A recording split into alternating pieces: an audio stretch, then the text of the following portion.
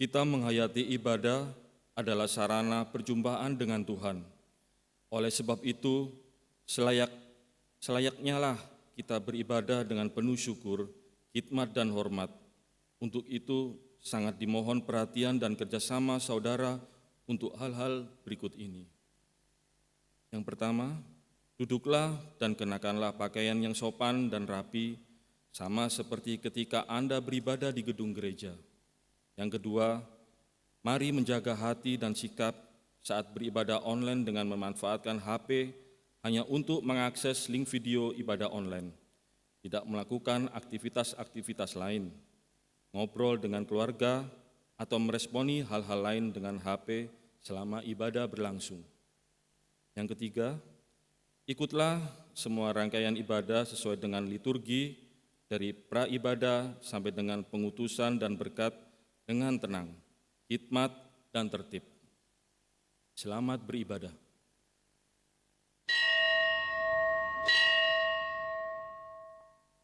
Selamat pagi saudara yang terkasih. Salam damai sejahtera dari Tuhan Yesus Kristus. Marilah kita bersama meneduhkan hati dan mempersiapkan diri memasuki ibadah hari ini dengan memujikan Manis Kau Dengar.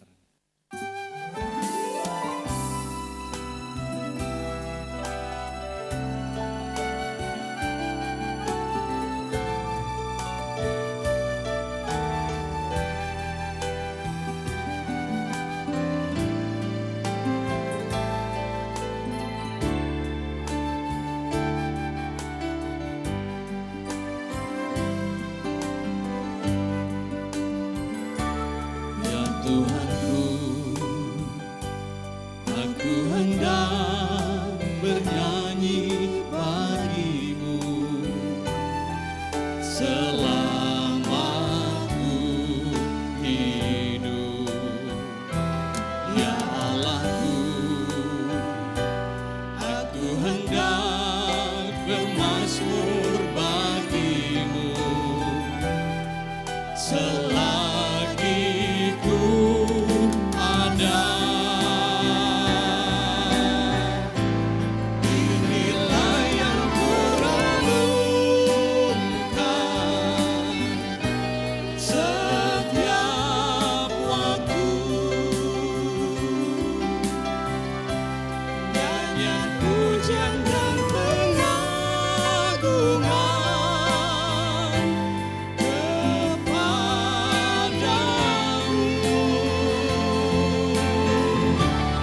dalam manis Kau dengar, Tuhan, manis Kau dengar, Tuhan, dan hatiku bersuka karenamu.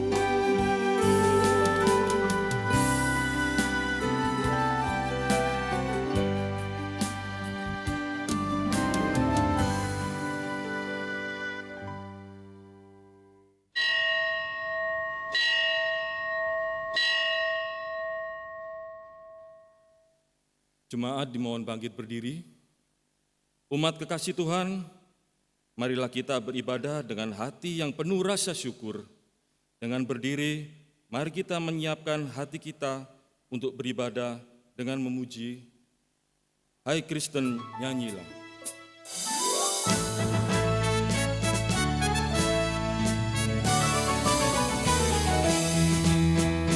Hai Kristen, nyanyilah, haleluya, amin.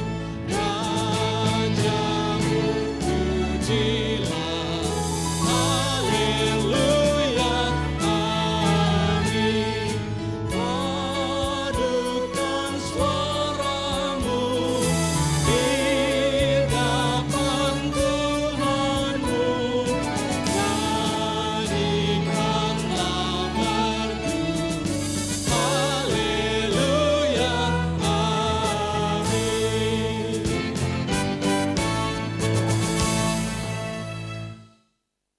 Pertolongan kita adalah dalam nama Tuhan yang menjadikan langit dan bumi.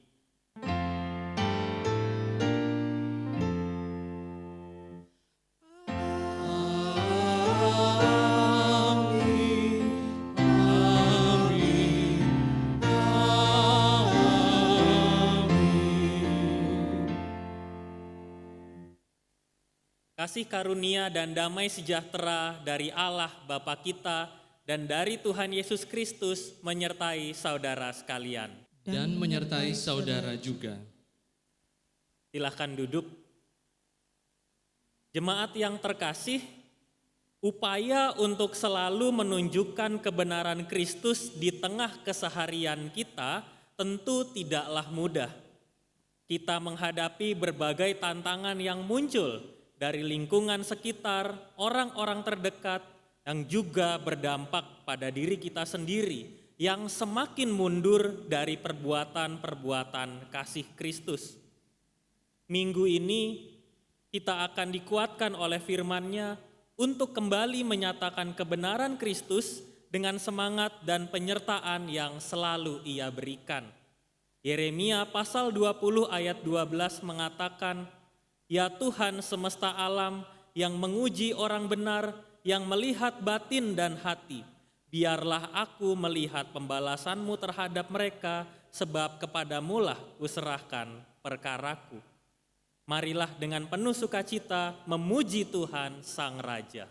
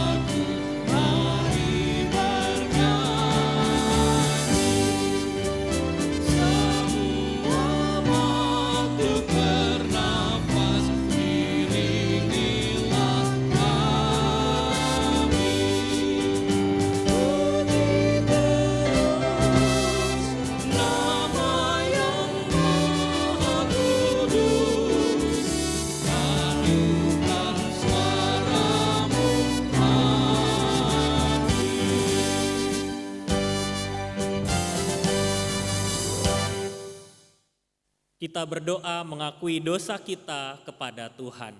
Mari kita berdoa. Dengan menundukkan hati, kami datang kepadamu, ya Tuhan, Sang Pengasih. Engkau selalu ada di dalam kehidupan kami untuk memberi kekuatan. Namun kami sering melupakannya dan membiarkan kami berjalan sendirian. Kami bahkan berani melakukan perbuatan-perbuatan yang tidak menyenangkan hati-Mu. Ampunilah kami akan kesalahan kami, supaya kami mampu hidup dalam kebenaran-Mu. Ajarilah kami untuk mampu berjuang dengan tidak gentar di tengah berbagai kondisi kehidupan kami. Di dalam nama Tuhan Yesus Kristus, kami mengakui dosa kami. Amin.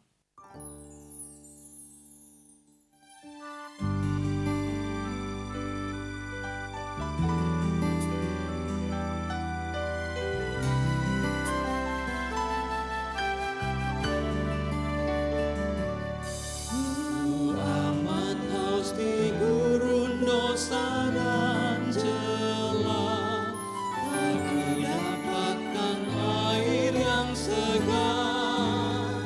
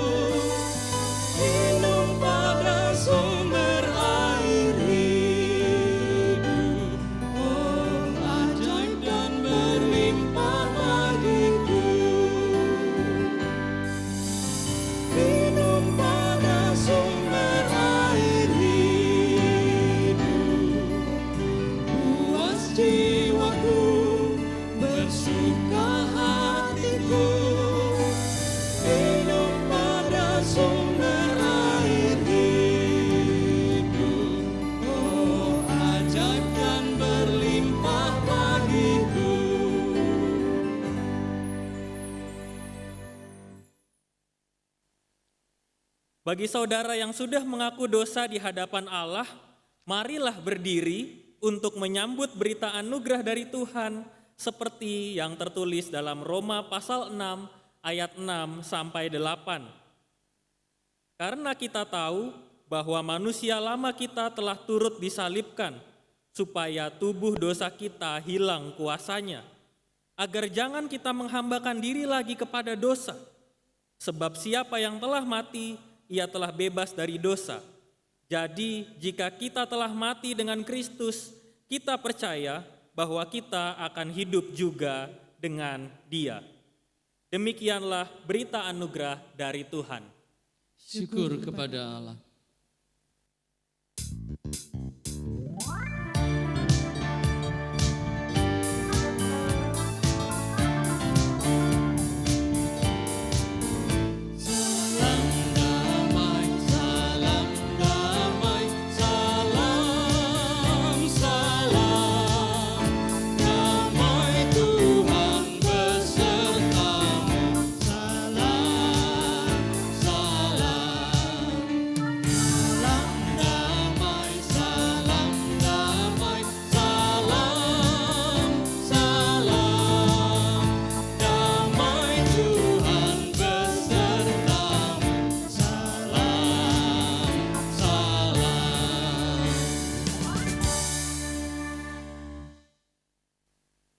Ketika damai Tuhan menyertai, kita dimampukan untuk menyambut anugerah dalam firman-Nya. Mari kita siapkan dan satukan hati untuk Tuhan.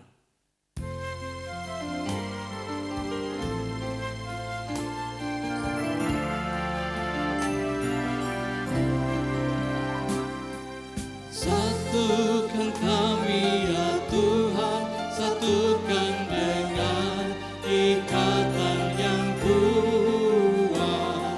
Satukan kami ya Tuhan, satukan dengan kasih-Mu yang kekal.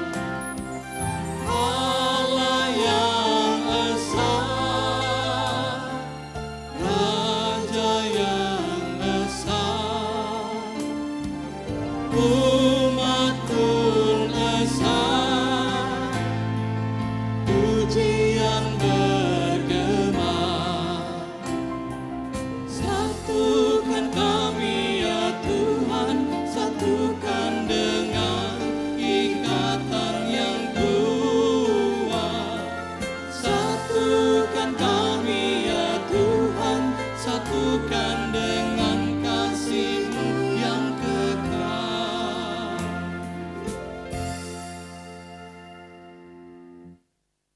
Jemaat dipersilakan untuk duduk. Mari kita berdoa untuk merenungkan firman Tuhan. Tuhan yang penuh kasih, penyertaan-Mu dalam kehidupan kami tak pernah berhenti. Sekaligus Engkau juga terus menuntun kami melalui firman-Mu yang akan kami baca pada saat ini. Pimpinlah kami melalui Roh Kudus, agar kami mampu untuk mengerti dan melakukannya di dalam kehidupan kami setiap hari. Di dalam nama Tuhan Yesus Kristus, kami berdoa. Amin. Bacaan diambil dari Injil Yesus Kristus menurut Matius pasal 10 ayat 24 sampai 39. Seorang murid tidak lebih daripada gurunya, atau seorang hamba daripada tuannya. Cukuplah bagi seorang murid jika ia menjadi sama seperti gurunya, dan bagi seorang hamba jika ia menjadi sama seperti tuannya.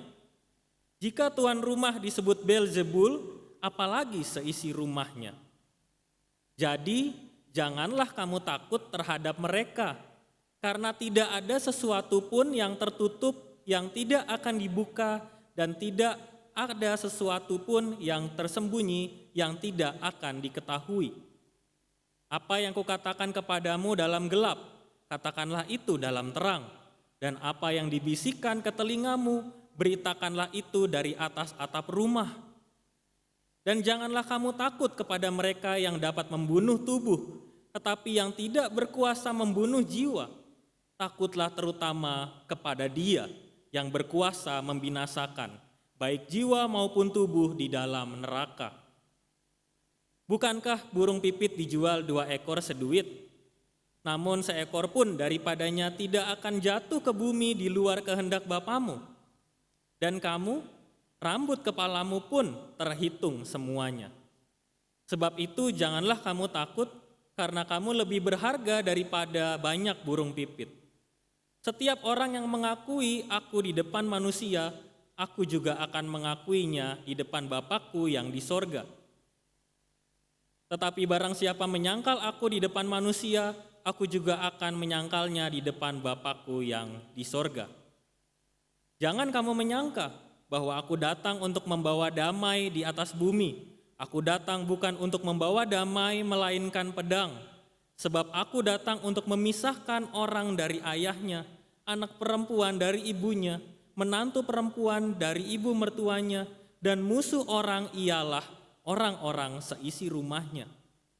Barang siapa mengasihi bapa atau ibunya lebih daripadaku, ia tidak layak bagiku. Dan barang siapa mengasihi anaknya laki-laki atau perempuan lebih daripadaku, ia tidak layak bagiku. Barang siapa tidak memikul salibnya dan mengikut aku, ia tidak layak bagiku. Barang siapa mempertahankan nyawanya, ia akan kehilangan nyawanya. Dan barang siapa kehilangan nyawanya karena aku, ia akan memperolehnya. Demikianlah Injil Yesus Kristus. Yang berbahagia adalah mereka yang mendengarkan, merenungkan, dan melakukannya dalam kehidupan sehari-hari. Haleluya. Haleluya, haleluya, haleluya.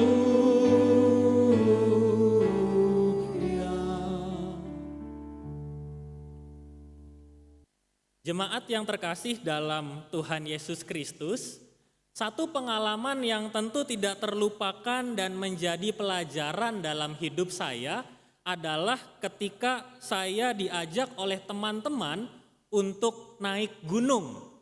Mungkin di antara saudara juga ada yang pernah atau sering naik gunung.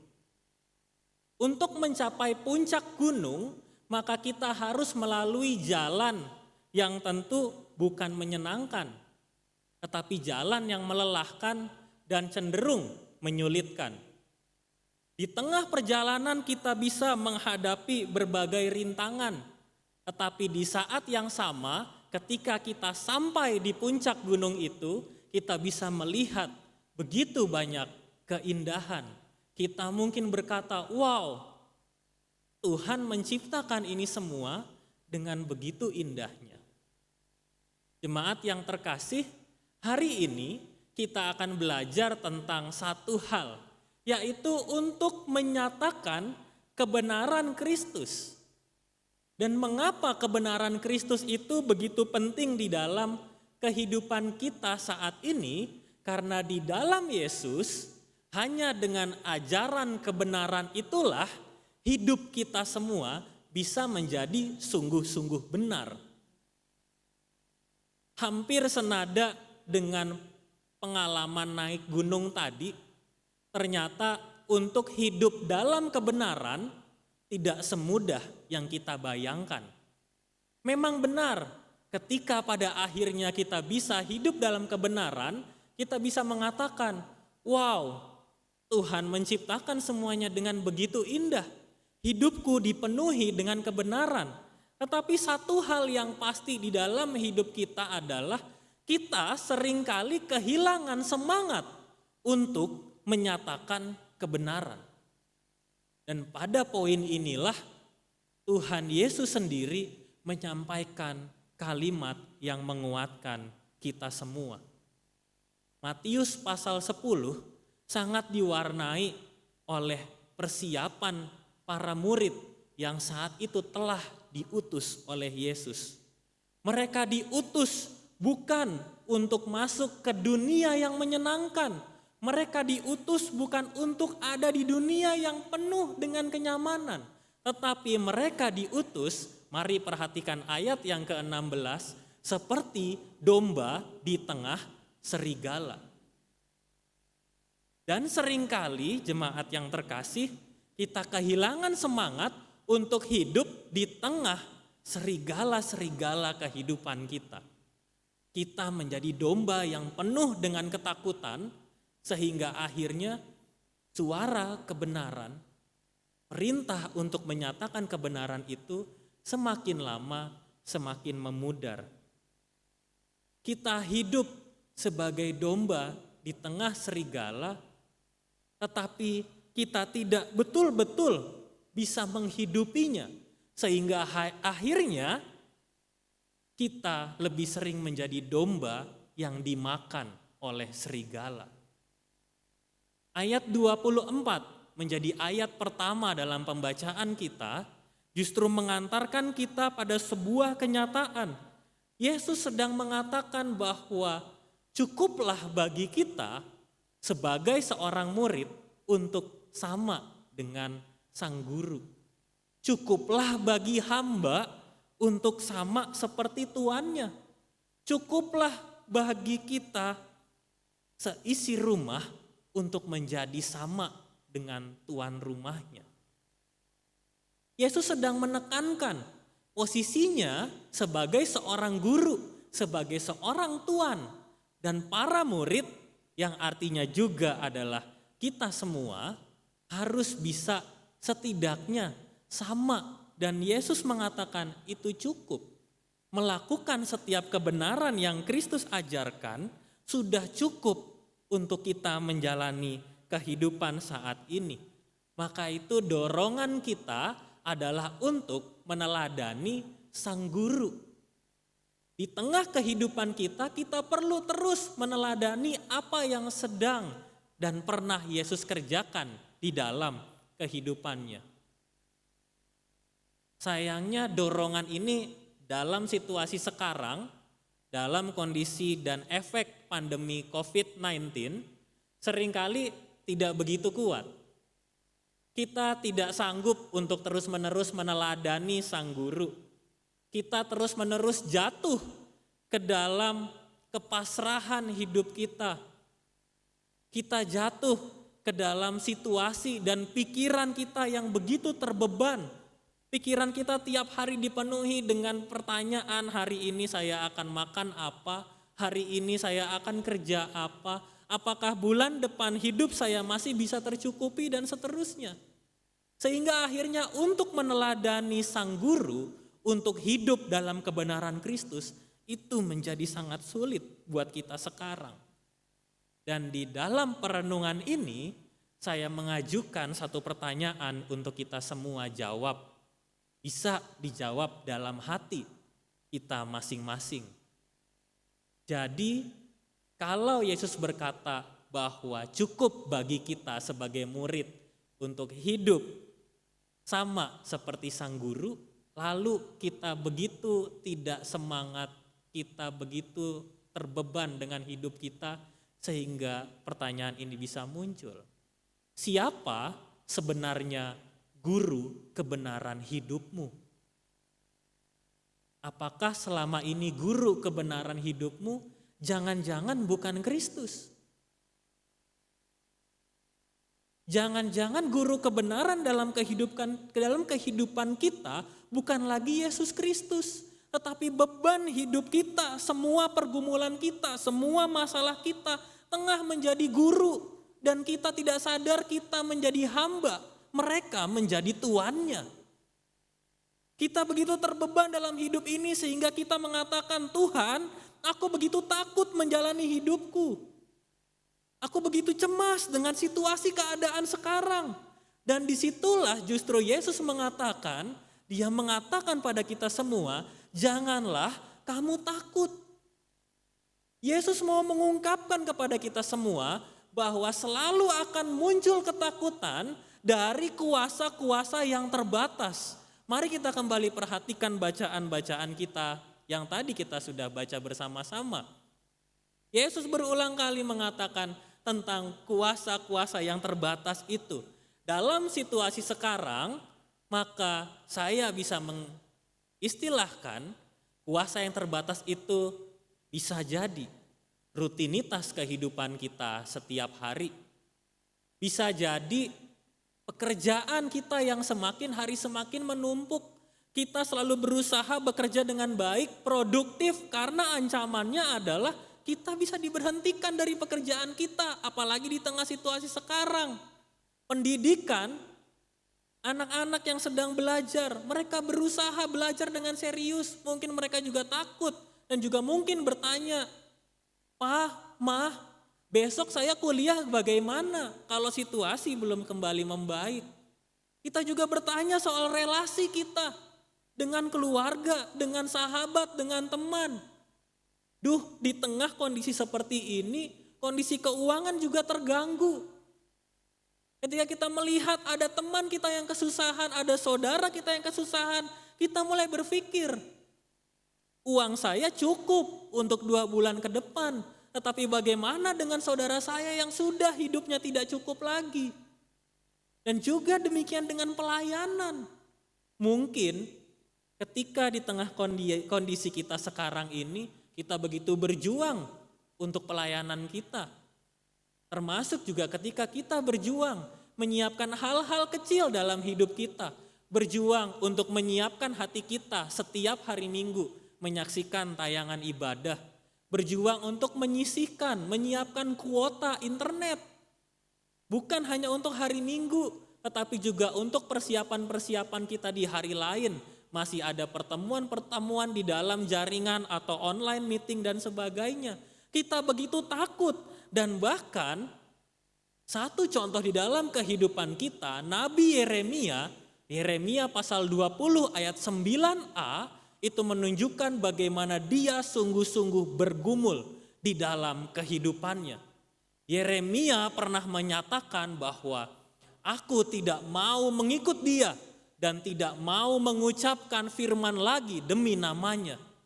Sebuah kenyataan yang sangat bertolak belakang ketika kita percaya Tuhan selalu memberikan kita kebenaran, ketika kita percaya Tuhan selalu menyertai hidup kita, tetapi ketika masalah itu datang dalam hidup kita, kita lalu mengatakan, Tuhan, aku ingin mundur saja dari semuanya. Rasanya kok hidup ini semakin hari semakin berat.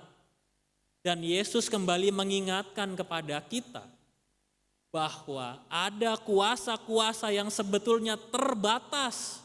Ada kuasa yang sebetulnya tidak dapat menaklukkan kita di dalam Kristus. Tetapi kita selalu menyerahkan hidup kita bukan kepada Yesus tetapi pada kuasa yang terbatas. Bahayanya kuasa yang terbatas itu, jemaat yang terkasih, adalah kalau kuasa yang terbatas itu sudah masuk dalam kehidupan kita, dia bisa mengambil perasaanmu. Dia bisa menghancurkan perasaanmu.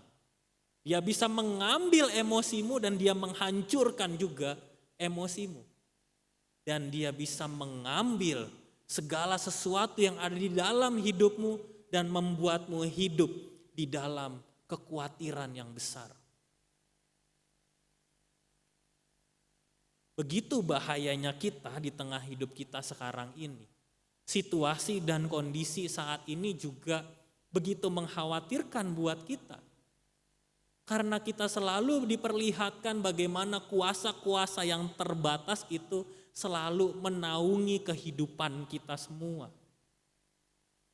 Bahkan saking khawatirnya kita, mungkin kita juga pernah melihat atau sempat merasakan, saking khawatirnya kita, bisa jadi kita tidak lagi khawatir kalau kita harus kehilangan Tuhan.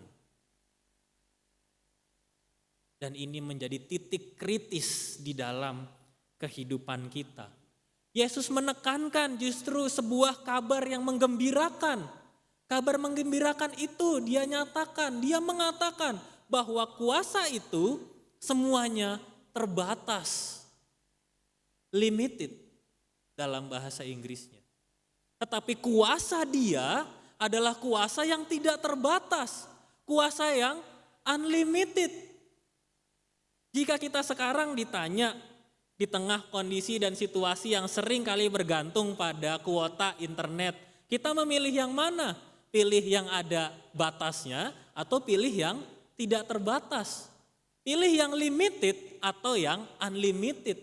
Tentu kita memilih yang unlimited. Begitu juga dalam kehidupan iman kita, berpeganglah pada kuasa Kristus yang tidak ada batasnya di tengah berbagai kondisi kehidupan kita. Nabi Yeremia di pasal 20 ayat 9b justru dia menekankan kepada kita semua. Maka di dalam hatiku seperti ada sesuatu yang seperti api yang menyala-nyala, terkurung dalam tulang-tulangku. Aku berlelah-lelah untuk menahannya, tetapi aku tidak sanggup.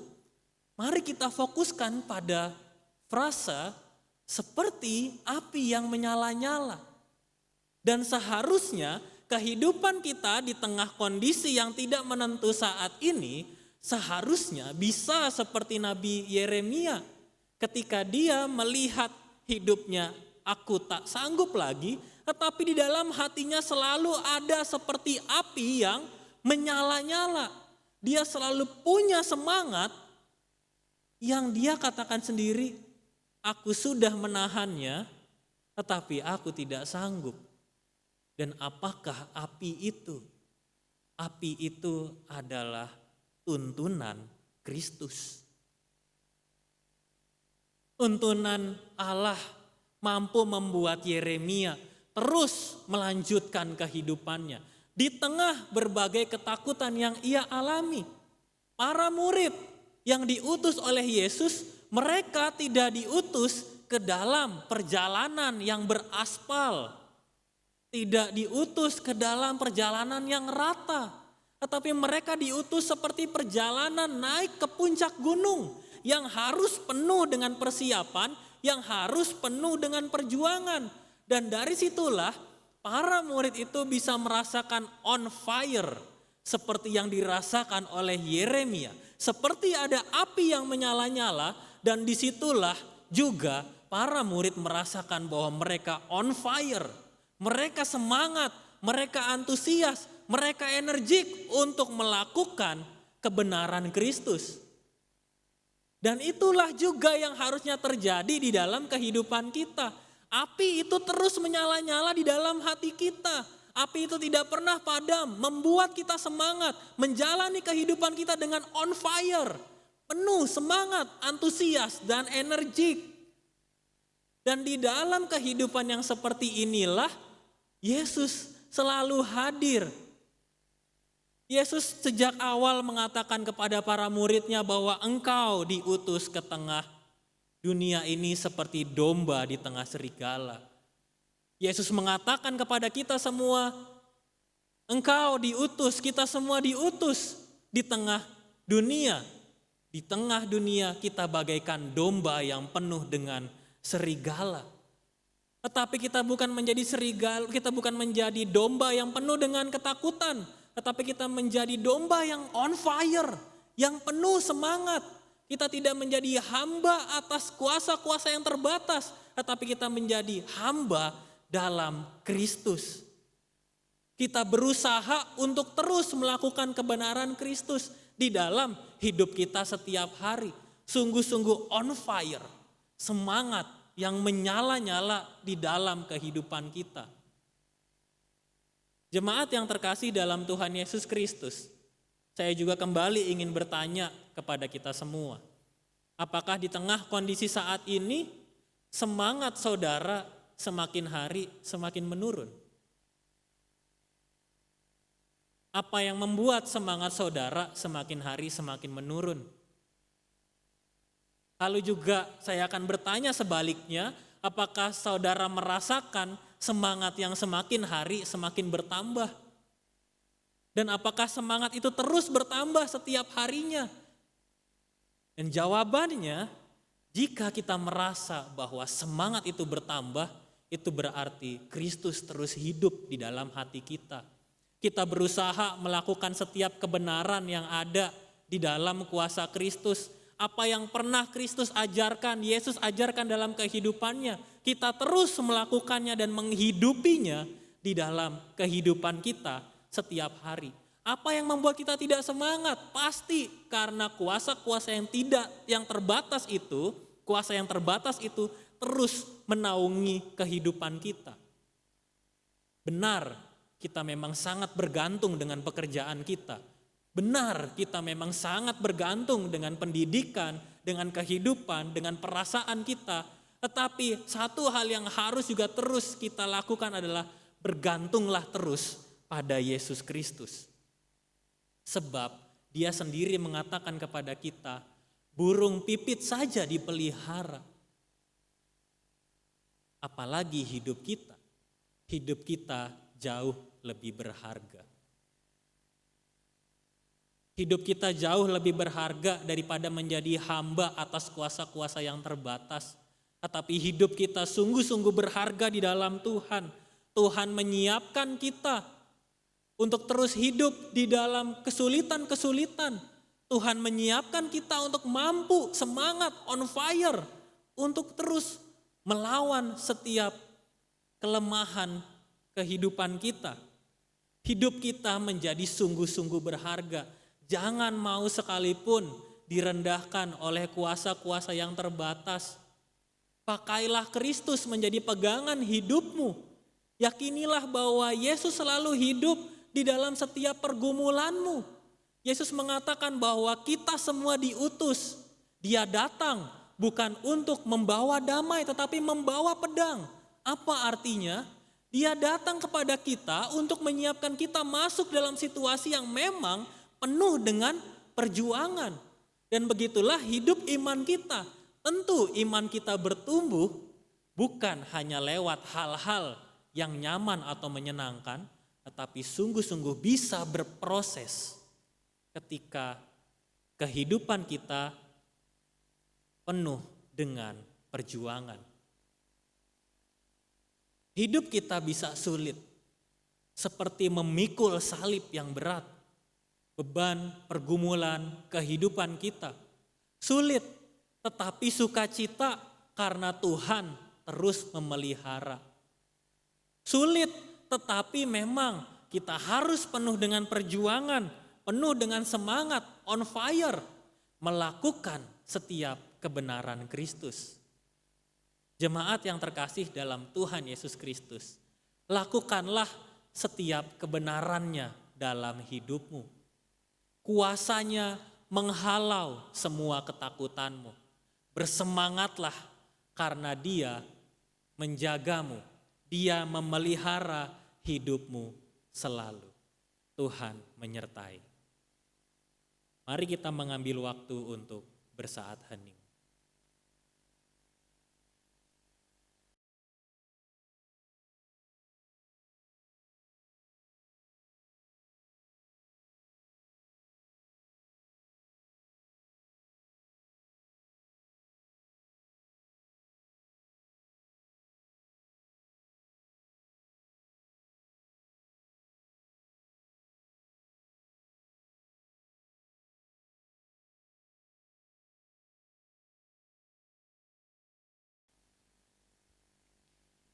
Jemaat diundang berdiri. Bersama dengan umat Allah di masa lalu, masa kini dan masa depan, marilah kita mengingat pengakuan iman pada baptisan kita menurut pengakuan iman rasuli yang berbunyi demikian. Aku percaya kepada Allah, Bapa yang Maha Kuasa, Khalik langit dan bumi, dan kepada Yesus Kristus anaknya yang tunggal Tuhan kita, yang dikandung dari Roh Kudus, lahir dari anak darah Maria, yang menderita sengsara di bawah pemerintahan Pontius Pilatus, disalibkan, mati dan dikuburkan, turun ke dalam kerajaan maut. Pada hari ketiga, bangkit pula dari antara orang mati, naik ke surga, duduk di sebelah kanan Allah, Bapa yang Maha Kuasa, dan dari sana Ia akan datang untuk menghakimi orang yang hidup dan yang mati. Aku percaya kepada Roh Kudus, gereja yang kudus dan am, persekutuan orang kudus, pengampunan dosa, kebangkitan orang mati, dan hidup yang kekal. Amin. Jemaat dipersilakan duduk. Mari kita bersama-sama menaikkan pokok-pokok doa syafaat.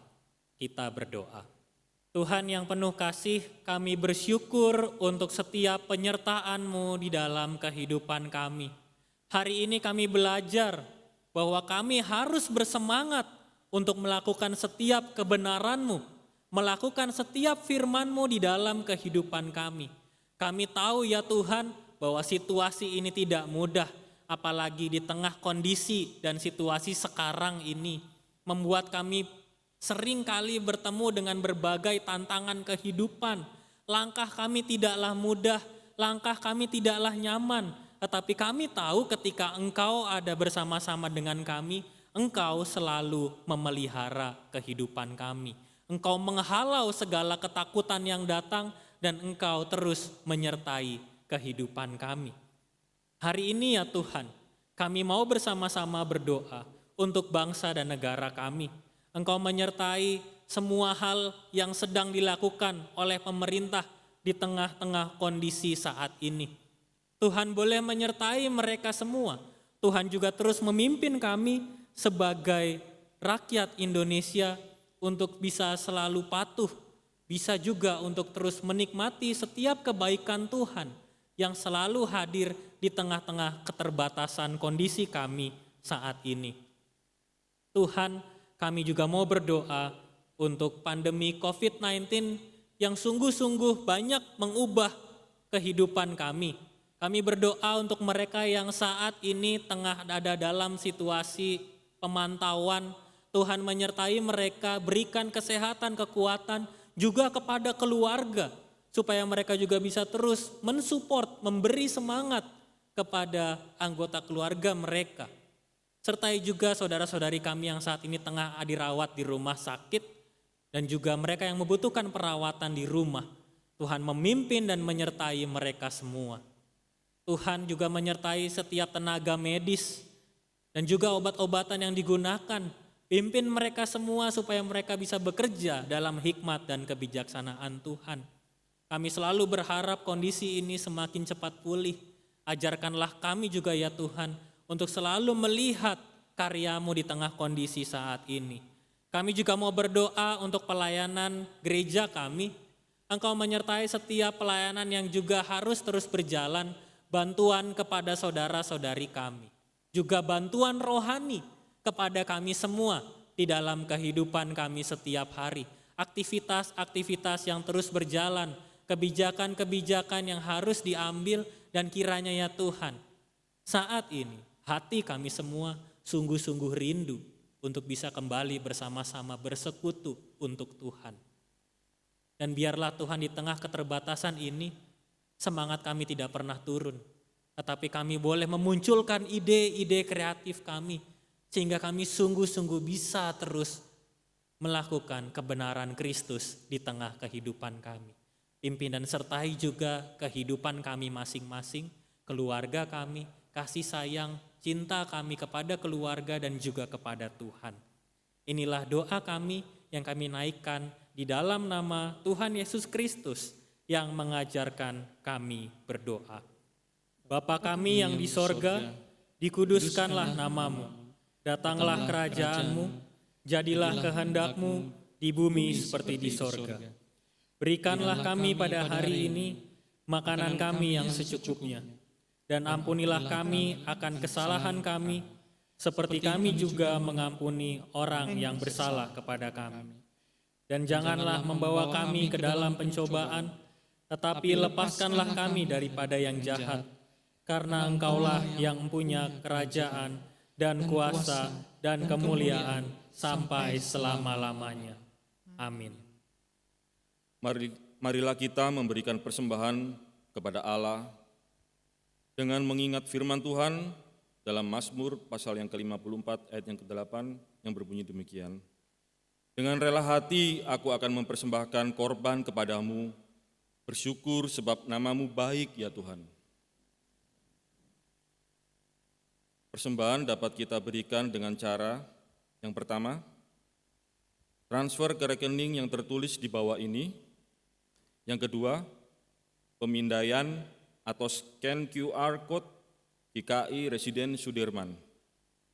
Yang ketiga, mengumpulkan dalam amplop dan diserahkan ke kantor gereja pada jam kerja atau dimasukkan di kotak persembahan di gedung gereja, atau bisa pula dipersembahkan di gereja pada saat kita bisa beribadah kembali di gedung gereja.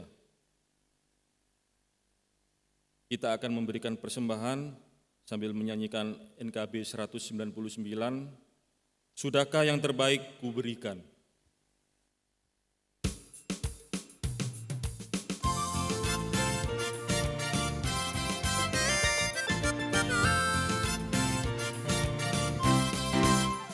Sudahkah yang terbaik kuberikan kepada Yesus Tuhanku. Besar pengorbanannya di Kalvari, diharapnya terbaik dariku. Berapa yang terhilang telah ku cari, dan ku lepaskan yang terbelenggu. Sudahkah yang terbaik ku berikan kepada Yesus Tuhanku. Begitu banyak waktu yang terluang, sedikit ku beri baginya. Sebab kurang kasihku pada Yesus, mungkinkah hancur pula hatinya. Berapa yang terhilang telah ku cari, dan ku lepaskan yang terbelenggu. Sudahkah yang terbaik ku berikan kepada Yesus Tuhanku.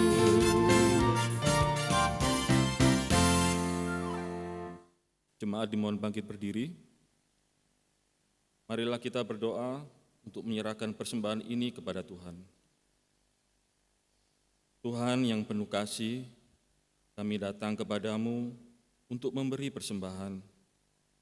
Inilah cara kami untuk mengungkapkan syukur kami kepadamu.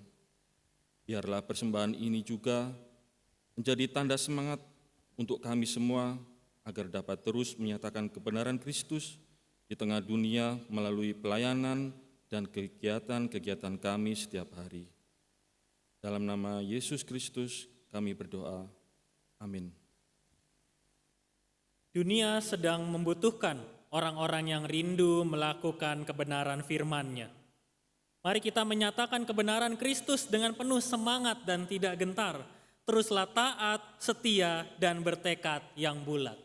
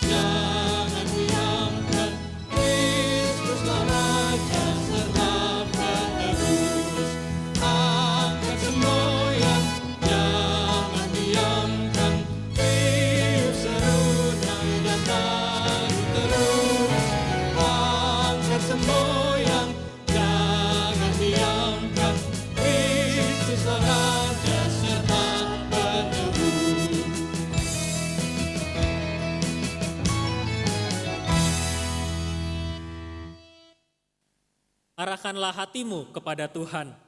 Kami mengarahkan hati kami kepada Tuhan. Jadilah saksi Kristus. Syukur kepada Allah, Terpujilah Tuhan. kini dan selamanya. Dan marilah kita memohon berkat dari Tuhan. Tuhan memberkati kita dan melindungi kita. Tuhan menyinari kita dengan wajah-Nya dan memberi kita kasih karunia. Tuhan menghadapkan wajah-Nya kepada kita dan memberi kita damai sejahtera.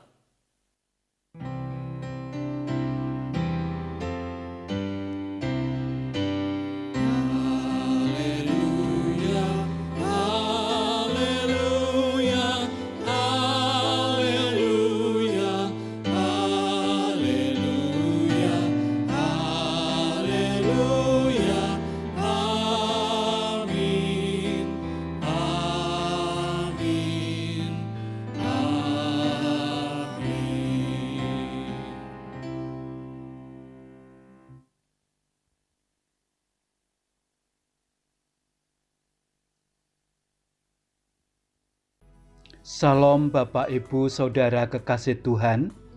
Pada saat ini kita akan melihat profil Bajem Windu. Bajem Windu terletak di Desa Windu, Kecamatan Karangbinangun, Kabupaten Lamongan. Merupakan bakal jemaat dari GKI Residen Sudirman, Surabaya. Sebagaimana layaknya sebuah gereja, Bajem Windu juga mengadakan kebaktian umum pada setiap hari Minggu, pukul 8 pagi sampai selesai. Begitu pula dengan sakramen perjamuan kudus, Bajem Windu mengikuti gereja induknya GKI Residen Sudirman yang mengadakan perjamuan kudus 5 kali dalam 1 tahun. Selain kebaktian umum pada hari Minggu, Bajem Windu mengadakan kebaktian doa malam yang diadakan setiap hari Jumat, minggu pertama, ketiga, dan kelima. Hal itu dilaksanakan agar jemaat dapat bertumbuh di dalam kerohanian dan jemaat dapat membawa setiap pergumulan hidupnya kepada Tuhan. Selain kebaktian doa, Bajem Windu juga mengadakan kebaktian keluarga dengan memakai rumah jemaat secara bergiliran. Dalam kebaktian keluarga ini, diharapkan jemaat dapat bertumbuh dalam firman Tuhan, juga dapat menjalin relasi yang akrab dengan sesama. Sedangkan kaum muda dan remaja memiliki komunitas sendiri untuk bersekutu dalam kebaktian remaja yang diadakan setiap minggu pukul 10.30 sampai 11.30. Sedangkan untuk jemaat anak, mengadakan kebaktian anak Sabtu ceria pada setiap Sabtu pukul 16.00 sampai 17.00. Sedangkan pada hari-hari raya gerejawi seperti Paskah dan Natal, Bajem Windu juga turut merayakan. Dan dalam perayaan Natal, Bajem Windu juga mengadakan baksos pembagian sembako kepada masyarakat prasejahtera di Desa Windu. Hal ini dilakukan agar gereja memiliki rasa kepedulian kepada sesama yang sangat membutuhkan. Bajem Windu juga memiliki pos pelayanan kesehatan yang dibuka secara rutin setiap hari Kamis pukul 13.30 sampai 16.00. Dalam pelayanan pos kesehatan tersebut, gereja membuka pelayanan kesehatan bagi masyarakat Desa Windu dan sekitarnya yang dilayani oleh Dr. Niko dan Dr. Ruth Siahaan. Pelayanan ini dimulai pada tahun 2004 hingga saat ini. Bajem Windu juga diberi kesempatan melayani di Lembaga Pemasyarakatan Lamongan yang diadakan setiap hari Senin pertama dan Senin ketiga setiap bulannya. Hal itu dilakukan agar warga binaan di lapas mendapatkan pelayanan rohani yang memadai. Semua kegiatan tersebut di atas dilakukan untuk pembangunan gerejanya. Namun ketika secara tiba-tiba pandemi COVID-19 melanda negeri ini, merubah segalanya, termasuk dalam hal kebaktian atau ibadah di gereja. Dan dalam masa pandemi COVID-19, Bajem Windu turut mendukung program pemerintah dalam menghentikan penyebaran virus COVID-19 dengan melakukan kebaktian di rumah. Kebaktian Minggu dapat mengikuti secara online lewat SBO TV atau YouTube, namun juga bisa melalui buku panduan liturgi yang disediakan. Sedangkan untuk memelihara iman jemaat, Bajembindo mengirimkan renungan 4B pada pagi hari dan Sapa Umat pada malam hari. Mudah-mudahan pandemi COVID-19 segera berakhir, sehingga kami bisa kembali ibadah di gereja. Kiranya Tuhan Yesus memberkati kita semua. Amin.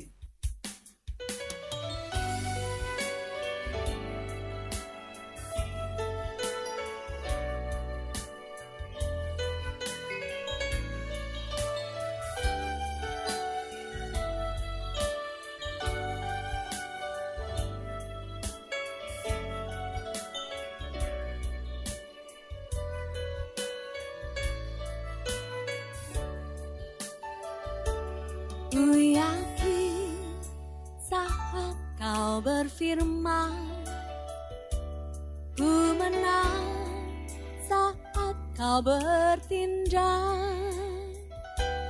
Hidupku hanya ditentukan oleh perkataanmu. Ku aman karena kau menjaga, ku kuat karena kau menopang. Hidupku hanya ditentukan oleh kuasa-Mu.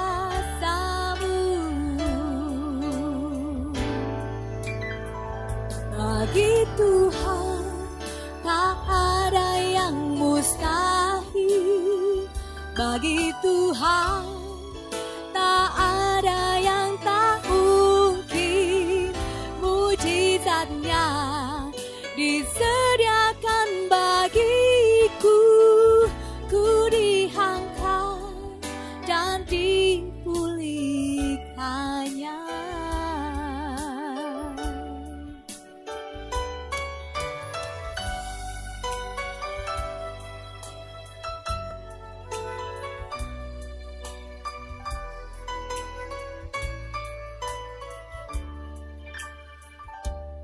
Ku yakin saat kau berfirman, ku menang saat kau bertindak.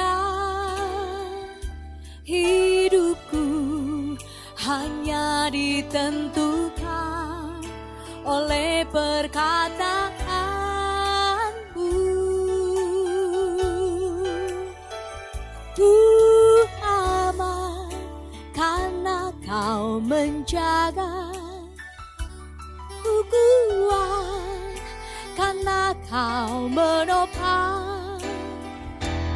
Hidupku hanya ditentukan oleh kuasa-Mu.